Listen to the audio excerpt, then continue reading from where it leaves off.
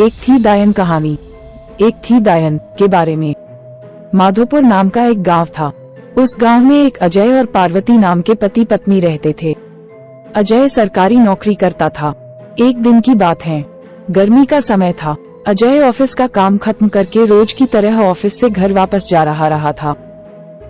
रास्ते में एक बाजार पड़ता था, तो उसने सोचा कि घर जाते जाते कुछ सब्जी लेते चलूं। तो उसे वहाँ खूब ताजी ताजी मछली दिखी और उसे खरीद लिया। इसके अलावा और कुछ सामान लेने लगा। सामान लेते लेते उसे समय का पता ही नहीं चला।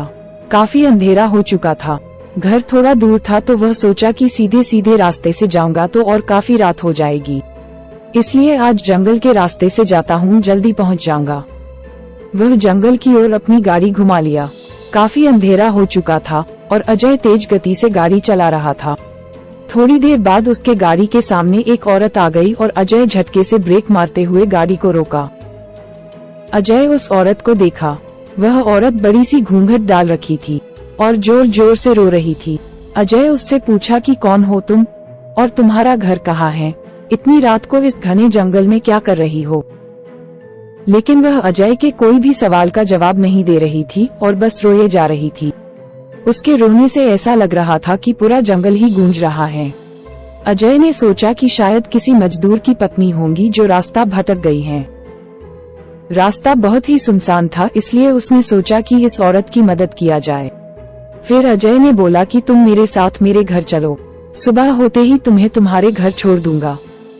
वह अजय के साथ घर चलने के लिए तैयार हो गई और गाड़ी के पीछे बैठ गई। रीति रिवाज के कारण उसने अपने सिर पर घूंघट डाल रखा था, जिसकी वजह से उसका चेहरा छुपा हुआ था। काफी रात हो गया था, तो घर पर अजय की पत्नी उसका इंतजार कर रही थी। जैसे ही घर के बाहर गाड़ी की आवाज सुनाई दिया, वैसे ही पार्वती दौड़कर बाहर आई। उसने अजय के साथ एक औरत को देखा, तो उसने अजय से पूछने लगी कि ये कौन जो तुम्हारे साथ आई है? अजय ने सारी कहानी पार्वती को बताया। पार्वती की तबीयत थोड़ी खराब थी, इसलिए वह खाना नहीं बना पाई थी। तो अजय ने बोला, तुम आराम करो, आज का खाना यही बना देगी। लेकिन पार्वती को उस औरत पर शक हो गया था। उसे लगा कि ये कोई साधारण औरत तो लग नहीं रही है, शायद ये कोई चोरनी होगी जो चालाकी से घर का सामान चुराने आई है। पार्वती ने इसे अपना रसोई घर दिखाया और बोली, मौसम बहुत खराब हो रहा है, तुम जल्दी से खाना बना लो। इतना बोल के पार्वती अपने कमरे में चली गई और वह औरत बिना कुछ बोले रसोई में चली गई।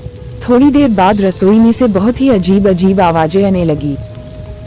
पार्वती उस आवाज को सुनकर सोचने लगी कि ये कैसी आवाज आ रही है। फिर उसने सोचा शायद मौसम खराब है, इसके वजह से आ रही होंगी। लेकिन उस औरत को लेकर उसका मन अभी भी शांत नहीं था। जब पार्वती 20 मिनट बाद दोबारा रसोई में गई, तो देखी कि वो औरत अभी चुपचाप बैठी ही थी। पार्वती को ये देखकर बहुत गुस्सा आया और पार्वती चिल्लाकर बोली, अभी तक तुमने खाना बनाना शुरू भी नहीं किया है, जल्दी बनाओ खाना, सबको भूख लगी है। उस औरत ने कुछ भी जवाब नहीं दिया और चुपचाप अपना चेहरा ढक कर बैठी थी। पार्वती ने कितने बार उसका चेहरा देखने की कोशिश की, लेकिन देख नहीं पा रही थी। पार्वती ने फिर उससे कहा, चलो अब जल्दी से खाना बना लो, अगर किसी चीज की जरूरत पड़ी तो मुझे बुला लेना। लेकिन फिर भी वो कुछ नहीं बोली। पार्वती को लगा कि शायद ये अनजान लोग से डर रही हैं, इसलिए नहीं बोल रही हैं। पार्वती रसोई से चली गई, लेकिन जब 10 मिनट बाद वह फिर जब वापस आई तो रसोई का दृश्य देखकर डर गई। उसके पैर वहीं जम गए और उसके गले से आवाज भी नहीं निकल रही थी। उसने देखा कि वह औरत रसोई घर के बीचों बीच में बैठकर दोनों पैर फैलाकर कच्ची मछलियाँ खा रही है। उसके सिर का घूंघट भी उतरा हुआ था। उसका चेहरा बेहद डरावना था। बाल बहुत बड़े बड़े और सफेद थे, नाखून भी बहुत काले थे। वो मछली खाने में इतनी व्यस्त थी कि वो पार्वती को देख ही नहीं रही थी। पार्वती उसे देखकर चिल्लाई नहीं कि और ज्यादा अपना खतरनाक रूप ना बना ले। पार्वती ने धीरे से एक थाली उठाई और चूल्हे में जलता हुआ कोयला उठाकर उसके तरफ दौड़कर उस दायन के ऊपर गर्म कोयला फेंक दी। आग की जलन की वजह से वह जोर जोर से चिल्लाने लगी। उसकी आवाज इतनी तेज थी कि उसे सुनकर सारा गांव इकट्ठा हो गया। पार्वती ने उसे आग दिखा दिखाकर अपने घर से बाहर की। वह आग की डर से सीधा जंगल की ओर भाग गई, फिर वापस उस गांव में कभी नहीं आई। इसी के साथ आज की मजदूरी यहीं खत्म करते हैं। अगर तुम्हें वीडियो पसंद आई तो लाइक मारो यार, मुझे नहीं पता, मुझे 2 मिलियन लाइक्स चाहिए कैसे ना कैसे करके, मुझे चाहिए।